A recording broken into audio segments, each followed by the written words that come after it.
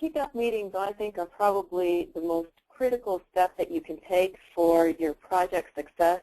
The worst possible thing I can imagine is that you complete your project, you get it all done according to the criterion that you set forward in your response to the RFP. You hand it in knowing that you nailed the project very successfully, and the agency executives look at you and say, this isn't quite what I understood we were going to get out of this. In order to eliminate that horrible thing from happening, kickoff meetings take what is commonly called a herd of cats. If you talk to any project managers, they've often talked about their projects as an exercise in herding cats and trying to get everyone to go the same way. A kickoff meeting changes that into a unified team. So today I'm going to go through some tips and tricks as well as the importance of various pieces so that you make sure that your project is successful both in your eyes and in the eyes of the agency that you delivered it to. As James said, I'll be answering questions throughout, so if something comes up on the slide that you would like us to talk about immediately, please feel free to send in your questions and we'll comment on it immediately. A little bit about who in the world I am and why I'm talking with you today. I do have both practical and theoretical experience. I've got over 26 years of project experience. I'm an engineer by all of my degrees, started in the manufacturing industry, originally hired to make U.S. factories globally competitive. From there, I branched out into service industries, academia, local governments, as well as nonprofit institutes, all working those same process innovation issues. How in the world do you get the organization optimized through its processes so that you can unleash the revenue generation if you're a commercial entity, or unleash the ability to generate the outcomes that an agency wants to see? I've often had up to 10 projects going at any one time. So you can see that getting everyone organized in the start is critical to being able to run a number of projects and not have everything derail partway through. I also have theoretical training. As you probably know, an industrial engineer tends to have a lot of coursework in project management, and then there's formal training that I've taken as well, specifically in project management. That is one of the areas that you may want to look at. As a contractor into the federal government, I am seeing a lot more requests for people who have formal training, specifically a project management professional. It's called a PMP certification. There are other certifications, but anything that you can do that will help convince the agency that you have the credibility to run a project on time, in budget, to deliver what it is that you said you were, it's going to make them feel more comfortable. It's going to give you that leg up in the first place for getting the contract, and then the second place for actually keeping the credibility with that customer throughout the entire project experience. So you may want to look at doing some of those things. But getting on to what we're doing for today, before we actually go to this slide, James, I'm going to ask you to put up the first poll because I want to get an idea of what type of contract experience you have had. So tell me a little bit of the changes and how often they come into play during your project work, if you would. Will do. So let's go ahead and launch our first poll. The poll question is, during the project or contract, we blank have the scope, project statement, resources, project goals, and or deliverables changed. So tell us if this is always happening, usually happening, about half the time, only occasionally, or never. So we'll leave this open for about another 10 or 15 seconds.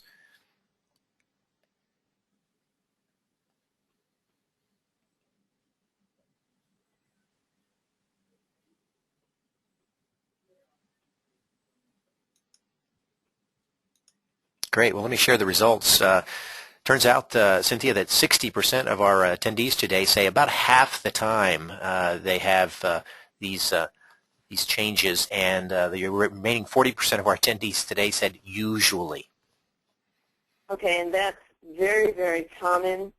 And one of the things that I bet your you're hearing a lot is that as you're partway through the project, these changes are significant, and if you don't have a baseline to measure against, then it almost becomes a he said, she said, and how in the world do you control this thing so that you don't end up having a much bigger project than you actually quoted and end up losing your shirt in terms of the financials that you need to get for the work performed.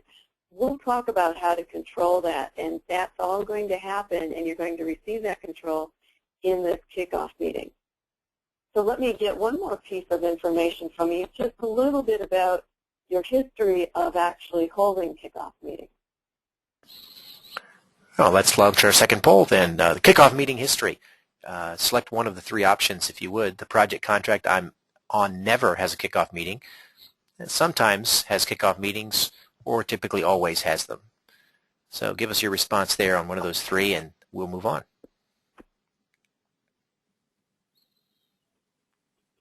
Yeah, seeing some good responses. I think you'll be pleased with these, Cynthia. Okay. Looks like our responses are 80% of our attendees today say that their projects and contracts always have some sort of kickoff meeting. Only 20% say sometimes. Great, perfect. Well, you are doing better than average. A lot of people run into a project and they feel that, you know what, I put in my response to the RFP, or it's a small enough project, we're already on the same page and really don't have to go through the time and the effort it takes to go through all of the pieces of the kickoff meeting. So I'm very happy that you guys are holding these contracting meetings before any of the work starts so that everyone's on the same page. Because you are experienced, that's going to make your questions during the slide presentations that much more critical. So please don't hesitate to put anything forward. If you will look at the screen that's up right now, take just a couple seconds to read through that. Those are the pieces that we're going to cover today.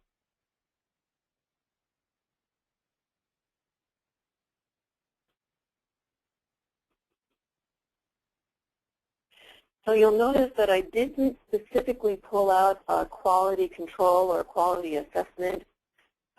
Those are embedded in the different places. We'll talk about them as we go. If you need any more quality pieces, just put them into questions.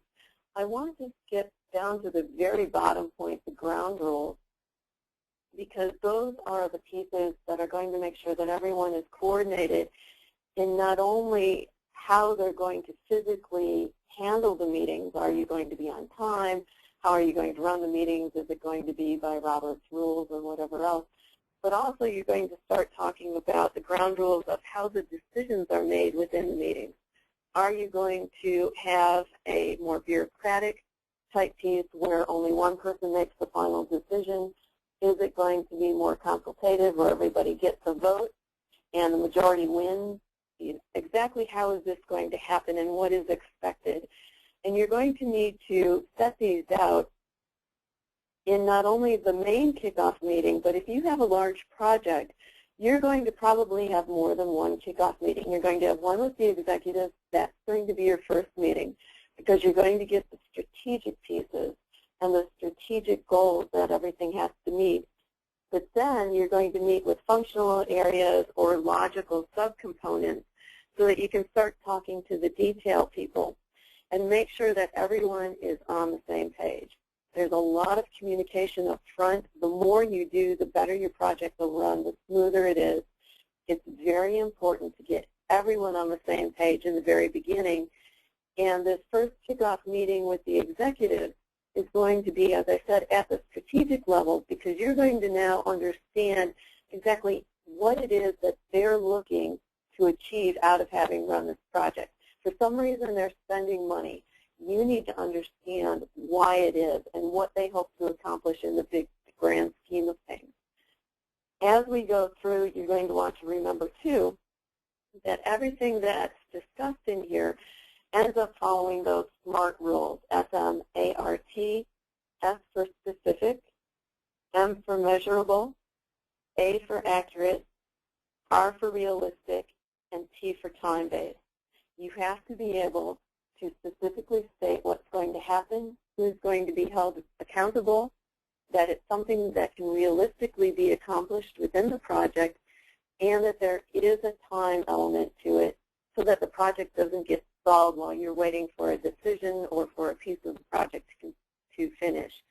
What these pieces do is help assign the priority.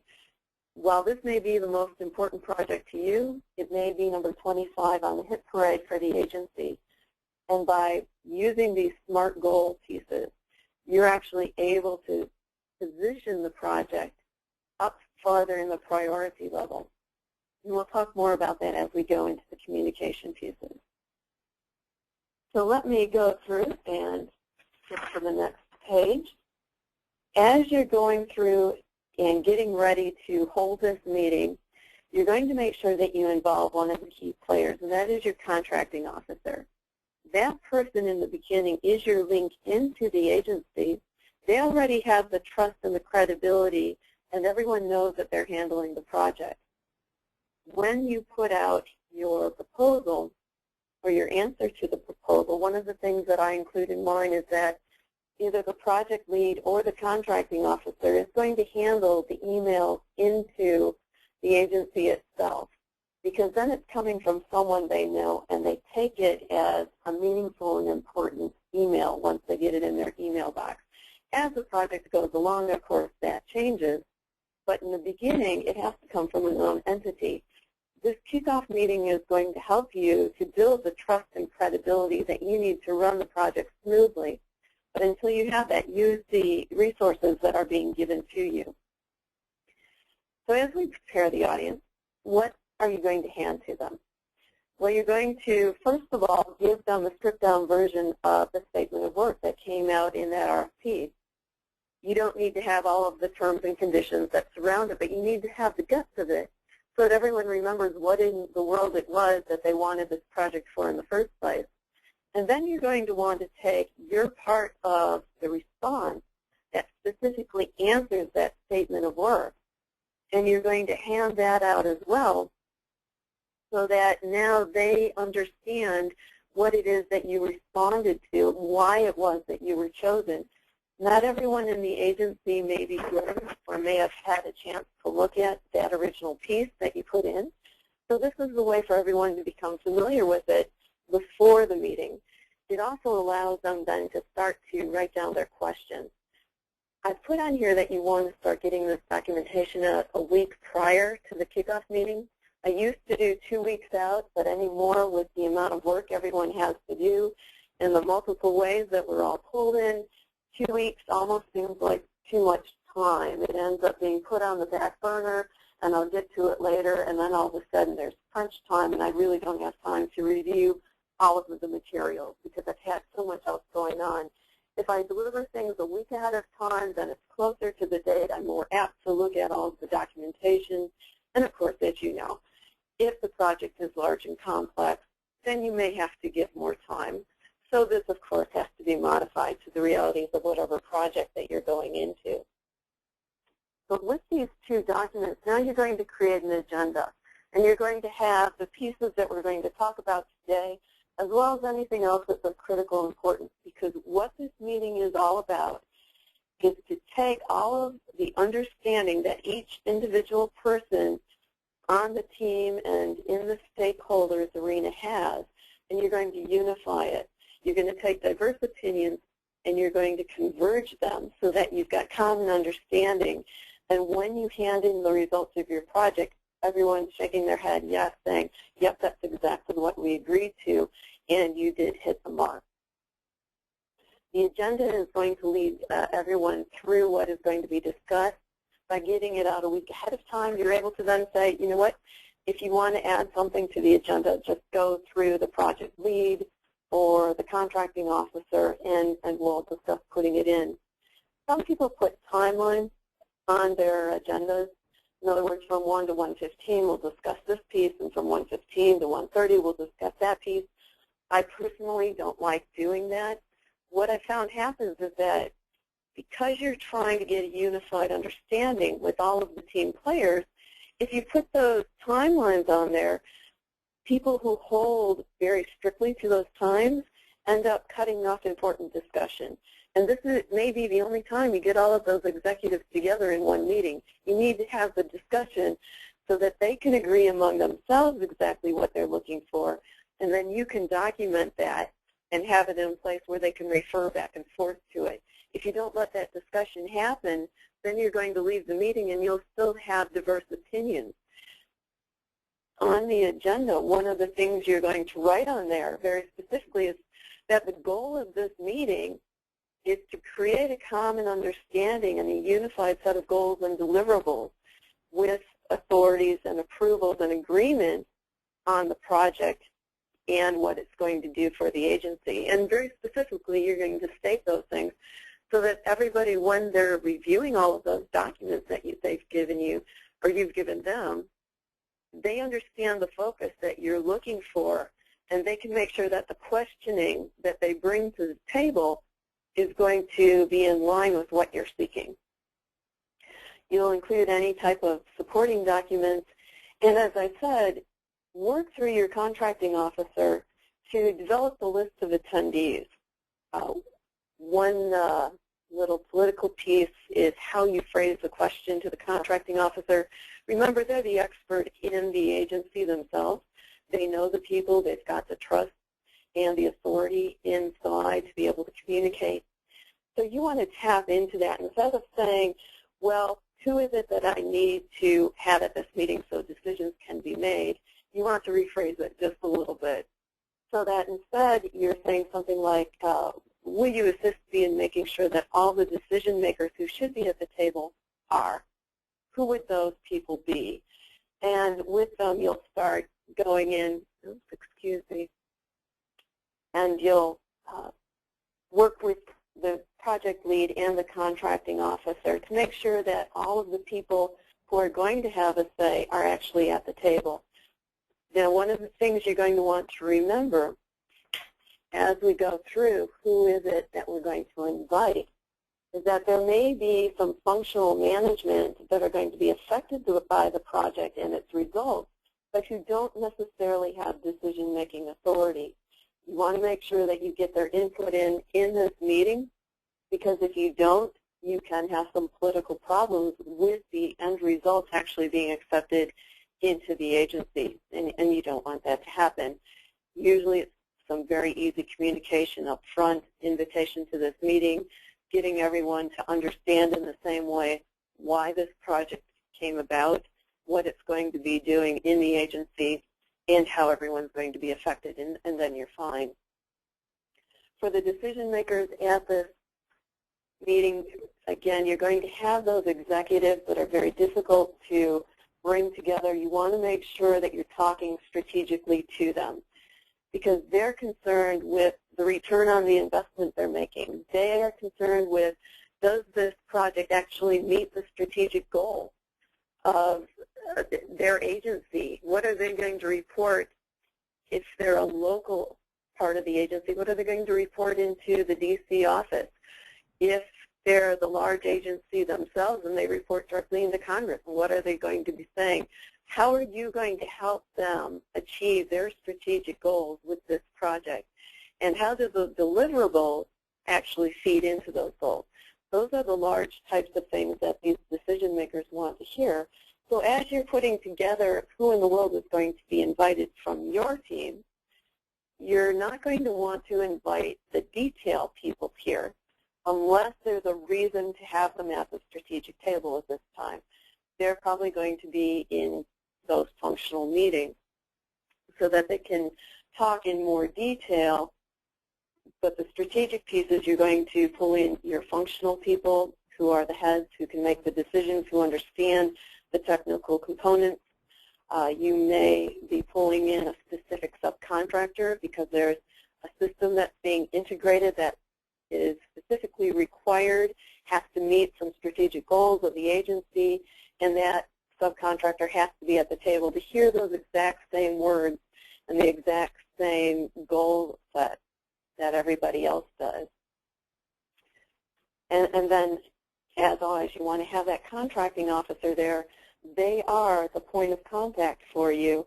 And if there are any changes, all of that's going to go through the contracting officer. So you want to make sure the contracting officer has the opportunity to understand the project in the exact same way that everyone else is understanding it. So as we go, let me take a bit of a break and go to another poll. And let me find out what role you play in the kickoff meetings that you've held. And I'm going to turn this back over to James. Thanks, Cynthia. Yeah, let's go ahead and run a second poll. So the question is, what role do you play in the kickoff meeting? And you can actually select multiples of these, facilitator, presenter, attendee, project expert, and mediator. I like the last one, mediator. It tends to be a fun one, doesn't it? Oh, yeah. So if I can get you to select what you think primarily your job roles are, and I'll share the results here in just a minute. It looks like we've got just about everyone has participated. So let me share the results here with all. It looks like about 86% of our attendees regularly are project experts, a tie at 57% with facilitator and presenter, and mediators are down to 29%, and nobody plays the role as an attendee. Okay. Well, thank you for that input. And yes, you are coming in as the project expert, absolutely, as well as the facilitator and the presenter. Remember that you're playing actually all of these roles in one meeting.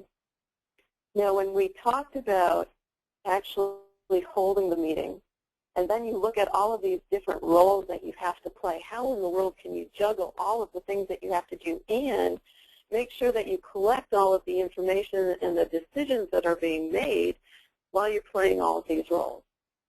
Well, what you want to do is bring in someone to be the scribe.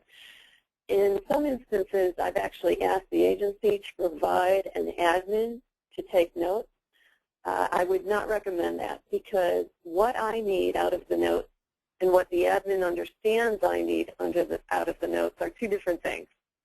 So bring someone from your company who you can prep, as well as not only take the notes, but look at the body language of the different people in the meeting, look at the power structure of what's going on and how people respond, who's holding back something, because that insight is critical to being able to run the project successfully, as well as interact with all of the different personalities that you're going to have to. And it's just really impossible to play all of these other roles as well as be the observer and figure out all of the politics of the situation and take adequate notes. Another thing that I always put into my proposal responses is a request for recording, so that when I go into a kickoff meeting, even though I have a scribe, I want to be able to tape record what's going on so that I can replay some of the conversations as I'm writing up the notes and covering what was said and what was agreed to in the meeting. Also, later on, I can go back and figure out, now, who was it that had this concern and how do I need to address it? You put that with all of the other notes, and once again, it helps you with your communication plan to make sure that the project runs smoothly. They will tell you yes or no, you can record it. And if the answer is no, then that scribe has to do that much better as far as getting all of the detail in. So let's talk just a little bit about some of these different pieces that you're going to have to play. As a facilitator, you're going to be trying to pull out of everyone all of the different viewpoints that they have about what something means. You may be talking all the same language. You may be saying the same words, but they're going to be meaning different things to every single person in there. This is a meeting where you get a convergence of what in the world, what's the single definition for each deliverable, for each goal, for each of the results that you're going to have to produce. You're going to facilitate the discussion and get everyone to pull and put out on the table their different viewpoints. If they hold back, you need to try to pull it out, because it's going to affect the project performance. And the more discussion you can have so that these key critical issues are discussed and then agreed to, the easier it's going to be for you to run the project. Of course, you're going to have to present. You're going to have brought in all of the different components that you're going to want to have discussion on, but you're going to first present what it was that you submitted to the agency as your answer to their RFP. From there, then you're going to have set questions that you're going to ask them, open-ended questions, to try and pull out all those differences of opinion and differences of interpretation. And at that point, you do sort of become an attendee, because you need to sit back and you need to listen, and you need to watch and observe what it is that's actually going on in the meeting and how it's going on. You very seldom play or use or spend very much time being an attendee, of course. As the project expert, you are going to be positioning yourself as the credible, trustworthy person. You want them to ask you the tough questions here in this meeting. You don't want them to save it to the end of the project. So part of that open-ended questioning is going to be pulling out those tough questions, forcing them to ask you from the different functional and procedural points of view the things that need to be asked, the things that may make you squirm a little bit, being able to say, you know what, I don't have an answer for that right now because we didn't consider it when we first created the project, but we will have an answer back to you by this date, and we will, if it needs to have additional discussion or decision making, here's the person we will submit it to for that discussion or decision to be made. What you don't want to do, and what I see happening a lot of times in kickoff meetings, is that the project, the contractor comes in and they're excited. Because you guys know you put in a great project proposal. And you can't wait to tell everybody about what it is that you're going to do because you're really good at it. This is why you got chosen. If you don't hold yourself back and let that conversation come out from everyone else, you're going to miss the opportunity for everyone to get on board with you. They're going to listen to you. They're going to nod their heads yes. But you need that interaction, because if they leave without having put forward their viewpoints on what they think this means, then you're going to have trouble down the road. So you want to rein in that project expert a bit and bring it out at strategic times. This is where practice of a kickoff meeting prior to actually holding it is going to help you. Have some people sit in there and say, you know what, you need to be quiet right at this point and ask this question here because we need to have input on this element. The practice is going to help you. You may even have a little sign language that you do back and forth because, let's face it, you get excited about what it is that you just did and you can't wait to start working on that project. As far as the mediator, there are things that come up where conflict raises its head. You may have disagreement as to what it is that this whole project is supposed to be about. Depending on the severity of it, you may be able to take it offline, or you may have to settle it in the meeting right there.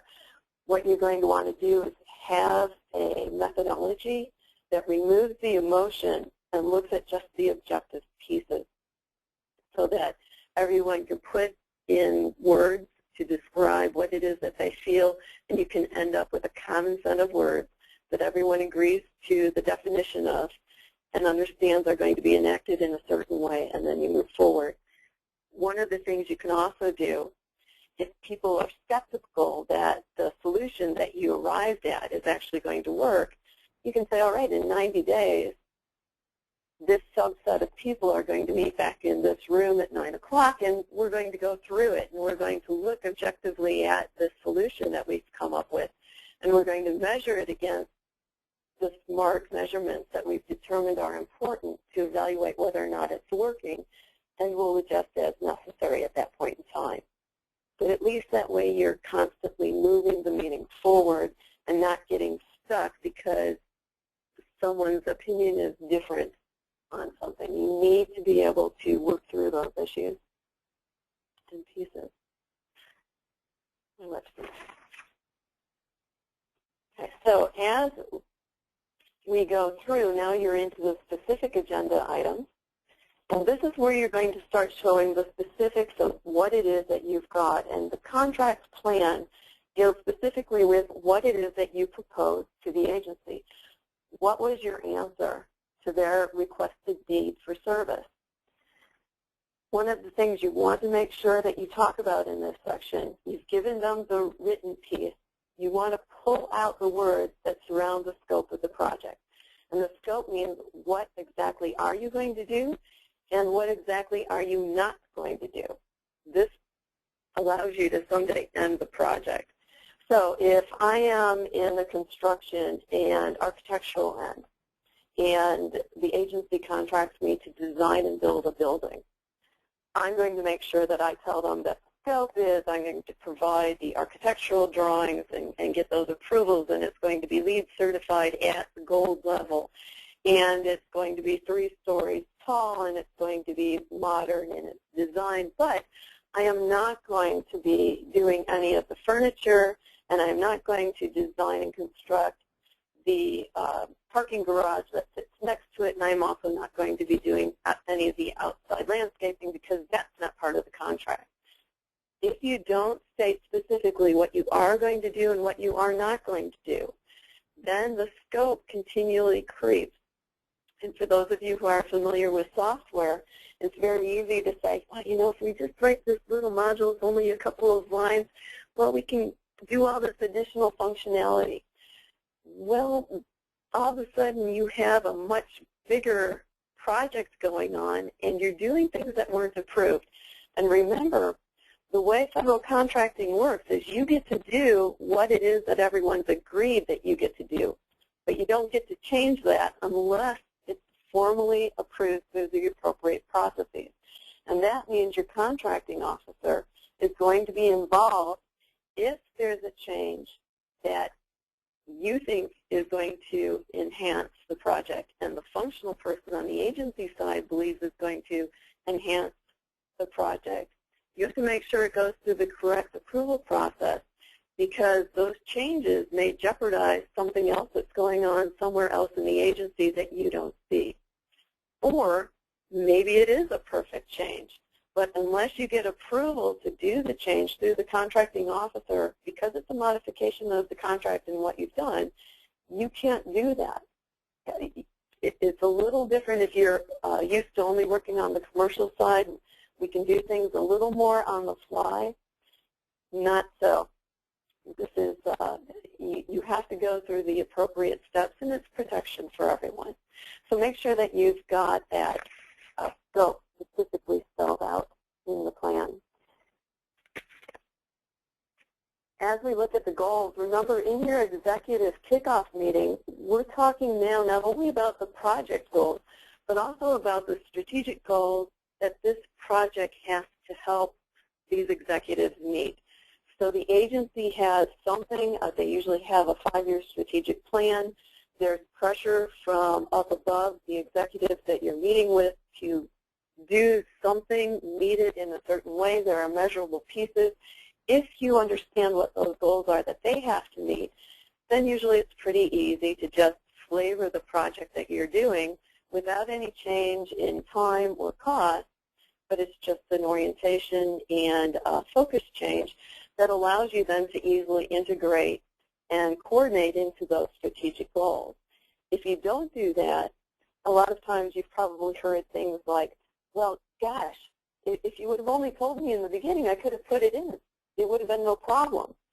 But then at the end, because that discussion didn't happen, the end results are slightly off of what was really needed, and the project becomes less than optimal.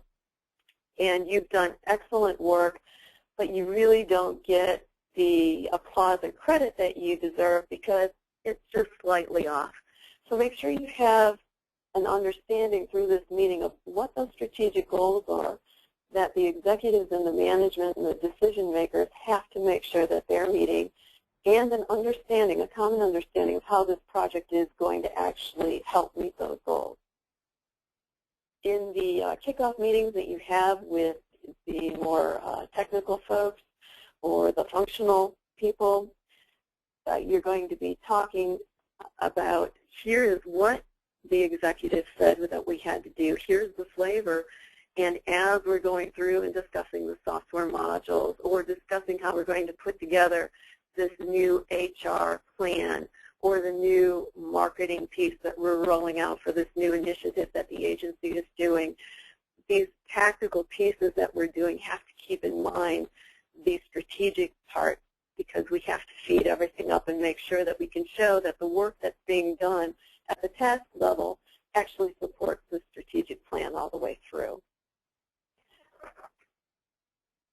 From here, sometimes people get goals and deliverables a little confused. Goals are things that end up a lot of times sounding like, well, we're going to be 96% on-time delivery, or we're going to be able to reach 97% of the people with this new initiative who live in these states, or some other type of measurable large set of goals. The deliverables are the specific pieces that a project produces that help to meet those goals. This is where a lot of interpretation ends up being varied. So as you come in and you say, you know what, this is what the software is going to do, you need everyone to understand that if it's going to be interactive, what does interactive mean? If you're going to have social media embedded, what pieces of social media are we actually talking about, and which ones are we not talking about? If we're going to be going in and looking at processes, which ones are we going to look at, which ones are we not going to look at, and in what depth are we going to look at them?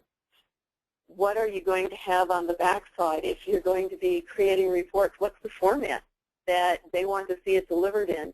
If you're going to be using a software program, what version are you going to be using so that when that deliverable is handed off, it's actually useful to the agency?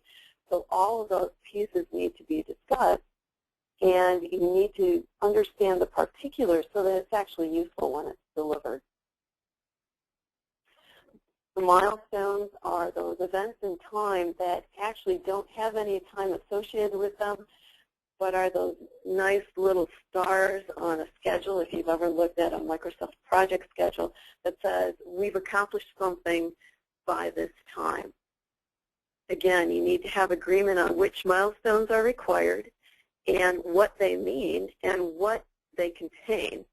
So if we're back in that building and we're doing a design build and we're handing off the design, then everyone understands that, yes, it's going to be the complete design, and it's going to have all of the lead pieces embedded in it, and it's going to have whatever else they need to see as a complete HVAC systems and maybe the plumbing and all the other pieces, whatever it is. Maybe they want to see a rendering so that they can go online and actually walk through a virtual representation.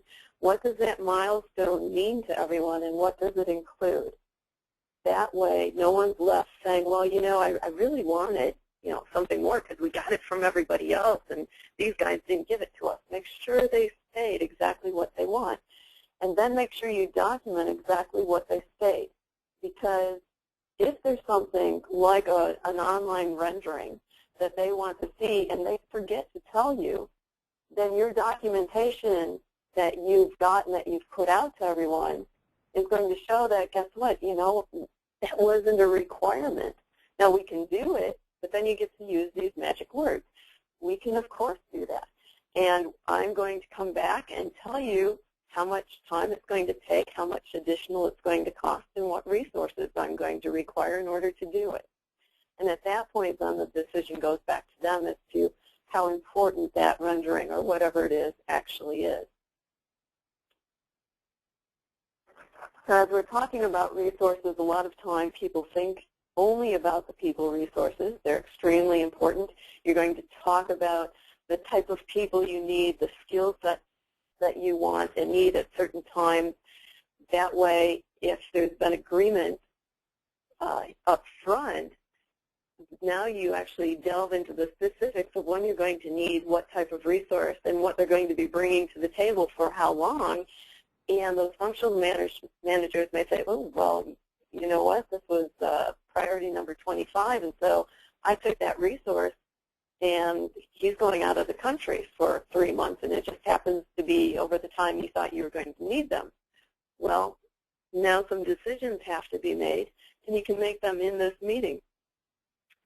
If the decision is, well, you've got to figure out how to do it with another resource, and you say, well, I'm going to probably have to bring in a specialist that's a subcontractor, then you use your magic words, and I will get back to you with what it's going to cost in terms of time, money, and then the resources that I'm bringing to the table.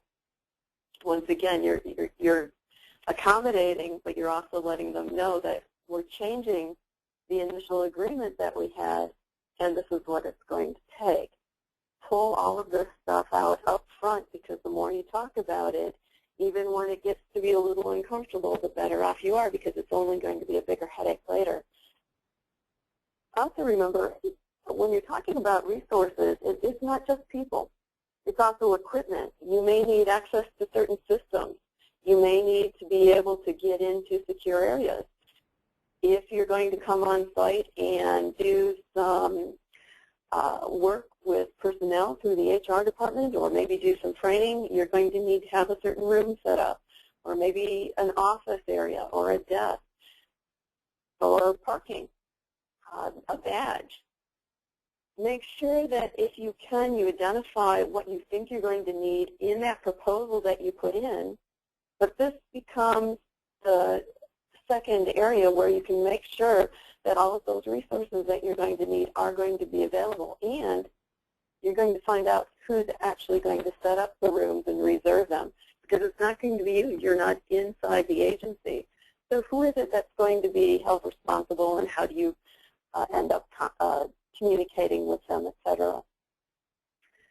Some of the other things you may want to discuss is instead of handing out a lot of paper or sending emails with really huge attachments, you may want a secure area on their internal intranet.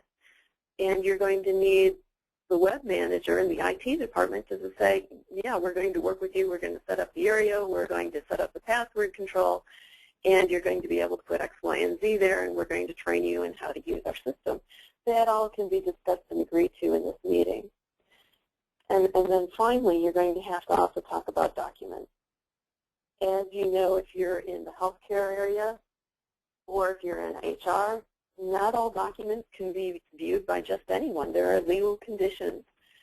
So those are critical pieces, and if your project requires those critical pieces to be made available, you need to get agreement here that those documents will be made available to you, and here's the person that you go to when in order to start accessing this. If there are agreements that the agency has to receive in order to let you view the documents, now they've been given notice that they have to get that agreement by a certain time. And you've got it documented in that final documentation that you send out, covering all of the decisions that have been made and everything else. So let's take a break from me talking, and let's look at scheduling tools really quickly and your use of them. James? Let's do that. Let's go ahead and launch our next poll. And the poll question is, do you use a scheduling tool and publish its results? And there's 3 options: always, sometimes, and never. So give us your response, and we'll post the percentages from our attendees today. Looks like we've got just about everybody voted. I appreciate your attentiveness. Everyone's being very participatory. Let me go ahead and close this, and I'll share the results. Cynthia, it looks like our results show that about 50% of our attendees say they sometimes use a scheduling tool, publish. A third say they always do, and 17% say, unfortunately, they never do. Okay, perfect. That's no problem, and it looks pretty normal. So let me remind you that a scheduling tool can be as simple as an Excel spreadsheet. You don't have to have the big, complicated, very pretty ones that put out these great pictures. But you do want to have something that actually records what the schedule is, and you put it out so everyone can see it. because this is going to be part of your baseline documentation. Everything out of this kickoff meeting sets the baseline that you're going to compare any changes against. And so that schedule is extremely important. You want to make sure, though, that if you're in the project management area, you know that there are some very nice, very expensive tools that do all these cool things like activity on node or activity on the arrow, and no one has any idea of what in the world you're talking about. Well, make sure that whatever you put out for the schedule is easily understood by everyone. Again, in your proposal that you send in, the response to that RFP, put in the type of software that you're going to be using, what scheduling tool you're going to be using.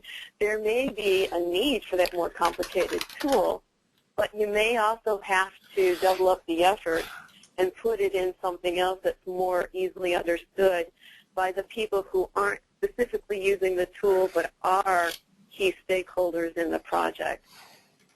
Microsoft Project just tends to be one that people are familiar with because it uses a Gantt chart type of setup. So if you look at this, the one that I've just created very quickly, you'll see that there's a task name, then you've got a duration, a start and a stop date, and a responsible party. You'll also see there's a little black diamond over there. That is a milestone marker that says something is going to be done by this point in time, and you can bank on it because you're going to do everything possible to get that in on time. This is what the executives are going to measure you by. In a complicated project, you're going to have summary tasks that underneath there's a whole bunch of detail. Well, your executives don't want to see that detail. They just want to see the summary. So you're going to collapse the schedule so that you're only showing the high-level strategic important pieces. That's what they're going to track. You may have to have something that shows just that out in that web area or in your monthly status report that you're giving to them. And then on the functional areas, you're going to want to see all of that detail because that's going to help you avoid the risk of the project coming in late because you're going to be able to track what's going on when and figure out where some of the problems are starting to crop up. And as the project lead, you're going to make sure that you're going in and clearing the path before anybody has to run down it so that nothing holds this up. One of the largest, if not the largest, problems in federal contracting is failure to complete the project. And this sort of thing where everyone can see what the schedule is and what's required helps everyone stay on point. And it helps the executives understand what's coming up so that when you come with them and say, you know what, I've got a problem, here's where it is, here's what it's going to do to the project, they've got a visual that helps them understand why it is important and exactly how it integrates. The more complicated your project, the more important some sort of tool that gives you the verbal detail, you know, the written detail as well as a picture, the more important that is. The other thing that happens is in these kickoff meetings, as your functional managers are sitting there, all of a sudden they're going to say, oh, man, look at that. This summer task incorporates a date where we were all going to go off-site and have some technical training for a full week. And I forgot that I was supposed to have somebody on site. So I've got to modify either what we're doing with the technical training or how I'm going to schedule my resources. You're also going to talk to them about these are the times that I've set our working hours. I'm going to say we're working from 8 to 5, but I only expect people to be on the project for 75% of the time, so that allows them to be able to go to the functional meetings or the other types of things that they have to get done or that they have to integrate into, or the project meetings because you're not working on the task when you're in a project meeting or a status meeting. You're going to be outlining the holidays that various people are going to be taking. You're going to, of course, want to include their vacation time because if you've got something that goes through the Thanksgiving and Christmas and New Year time frame, you may end up with a lot of people taking vacations so they don't lose it. So you've got to secure those resources to the schedule up front. before, or you've got to modify the schedule, and you've got to know what's going to happen, and everyone has to see what happens when it gets modified. So just something, like I said, it can be as simple as an Excel spreadsheet, but if you can get a pictorial thing going, it really helps out. So a few other things that you want to do as we're going through this kickoff meeting. I know it sounds like there's a lot, but hey, you're the experts. You already know this stuff. So you're marching down what it is that you've already presented to them that they've agreed to, and now you're getting agreement in full. So this is going to be easier than it may seem if you've never done this sort of thing. And since you guys are mostly experienced, that should be no problem. The priority. Make sure that you understand the priority of the project according to the agency. This is very important. I have had mismatches on priority where I've understood that I've had higher priority than I actually did, or that even the entity that I've been dealing with assumes it's of high priority, but they just happen to forget to tell the project workers internal to them that it's of high priority. So everyone's busy. Everyone has a lot of work. You have to be able to document what type of priority you get, and here's where you start capturing the, all right, if I make a request for information, then I'm going to get a response back within 24 hours, and I'm going to get a resolution to that request within 48. Does everyone agree to that? Or some other timeline is going to be set up so that even if you're priority number 25, you're still getting the response that you need to be able to move that project forward at the pace that you have to have it moving forward at. Success factors, these are very much interpretive to the individual person. Everyone has a different view of what's successful. Everyone has a different view of how to rate success on the same thing.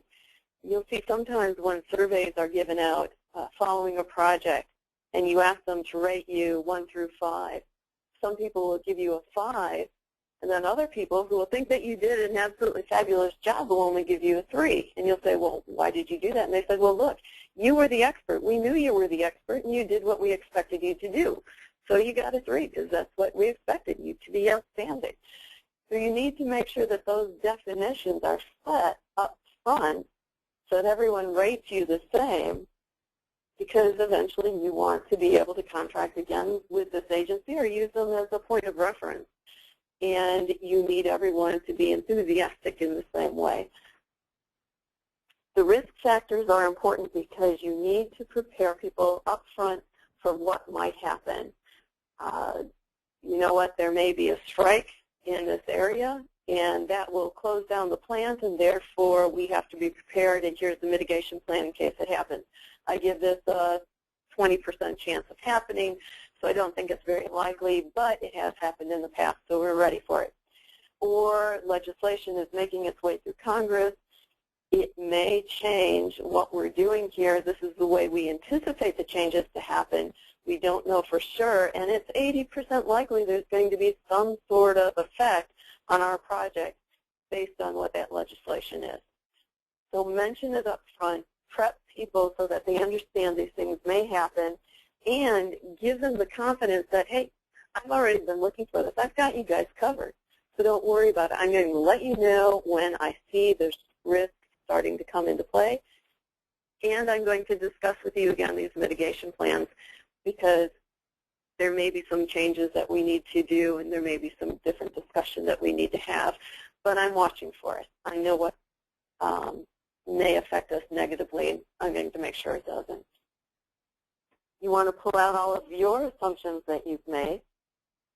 So if you've gone in and you've assumed that this is going to be implemented as soon as you finish the project, and they're going to use these types of tools, and these are the number of people that they're going to have, and it's going to work in this way, or you're going to integrate into a certain system in a certain way, and you're going to have these type of components available to you.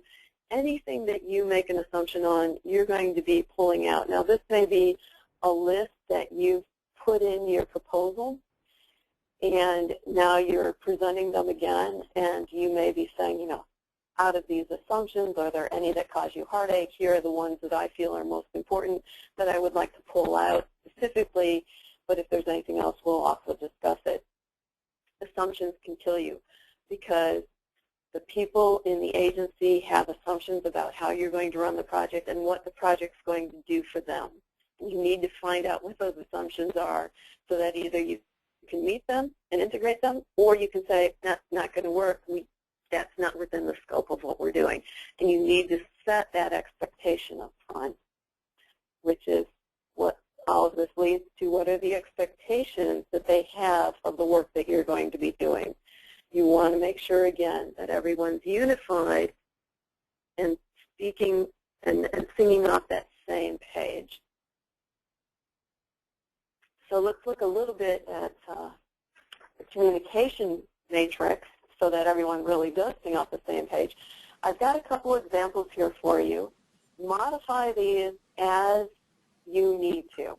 There's nothing that says you absolutely have to keep this methodology. This is from a book put out by one of the project management gurus, Dr. Kurtzner, and you'll see that it has lists of who may be sending the communication and who it may be going to. So the project sponsor may have to communicate with the project manager on a weekly basis. Now here, there's not a lot of room to put in detail, so there's going to be some written documentation that accompanies this, saying that that weekly documentation is going to include how closely we're meeting certain specifications, what the earned value is on the project, what tasks are late, what the risks are that we see looming in the horizon. Whatever it is, you have to list out, and you also want to have included how that communication is going to be made. Are you going to put it in a hard document and put it on their desk? Is it going to be an email attachment in Word? Is it going to be an online video conference? Are you going to hold a conference call? What is it that you're going to do? Specify it, get agreement throughout this whole piece, because this sets up how everyone's going to communicate. Later on, if someone comes back and says, well, you didn't tell me, so obviously this project is a failure, you can say, well, you know what, I got agreement and approval on how we were going to communicate, and I'm more than happy to give you all of the information up to this point in time and to include you from this point forward if that's what needs to happen, but I can't go backwards and change things because this was what was agreed to. We had the baseline set. So it saves you from some of those pieces. This is a little different chart where we're actually listing all of the people. In some instances, you may want to list the functional areas, and then later on in another chart, list people. You're going to probably have multiple communication matrices. But this actually tells you who's responsible, accountable, who does what during the project and all of the different pieces. So underneath here, the A means that this person has the sign-off authority. So when you finish a deliverable, this is the person who's going to actually say, yep, I agree, you completed it and you met all of the requirements. So you want to make sure that you've developed some sort of communication strategy with that person, because you don't want to surprise them in the end when you bring the deliverable and sit it on their desk. You also want to talk with all of the R's. These are the people responsible for doing the work. You want to make sure that they're constantly being communicated with, especially if there are changes. I is for information. They just need to be kept in the loop and informed. C is your consultation. These are people who have specific subject matter knowledge that you may need to pull in at certain times. And S is for support. Let's say that you're doing an R&D effort and you need to have some IT software enhancements done. So IT is going to support that effort. This shows who is involved at what point in time, and it puts it out there so no one can say, well, you know, I didn't know this was coming up, so how could I possibly have prepared for it? Once again, it's setting the baseline and doing a little bit of that CYA, which we need to make sure that we're doing. What happens, let me see if there was one more poll before I get to this. Excuse me while I turn my pages. Yes, James, I have one more poll, and I wanted to get an understanding of how people use change management. Let's go ahead and launch James, this last poll. Do you incorporate a change management plan with every project? Always, usually, sometimes, seldom, never. And this will bring us to the end of the webinar here just shortly. We apologize we're running a few minutes late, but if you'll go ahead and respond to this, and I'll share the results. Thank you very much for your participation.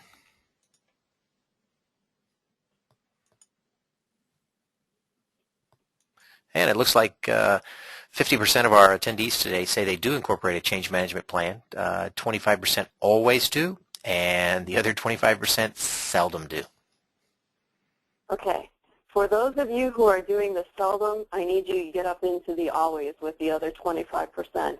This is critical. You've established your base plan, you've published it, everybody's singing off that same piece of paper, but now things happen. Management changes, the environment changes, especially on large complex projects. Things that you assumed were going to be true or false, you've got to make a change to accommodate it.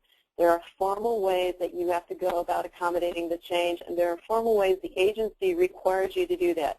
It may be a form, you may have to go through a change board, you may have to go through a funding approval board.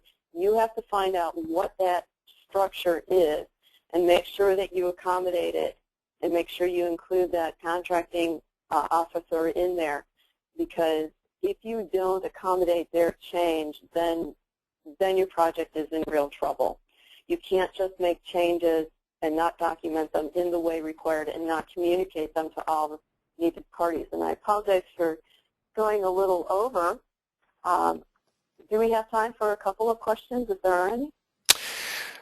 Well, we have some questions that are coming through, but what I'm going to do is I'm going to ask folks to continue to send your questions across, and what I'll do is I'll ask Cynthia to respond to those questions offline, so she'll send you an email. I want to keep to our promise to get you out on time, because I know a lot of you have deadlines and meetings that you need to attend. So what we're going to do is we're going to cut off the actual video portion of the webinar. I'm going to leave the audio open for a few extra minutes and let you continue to submit your questions.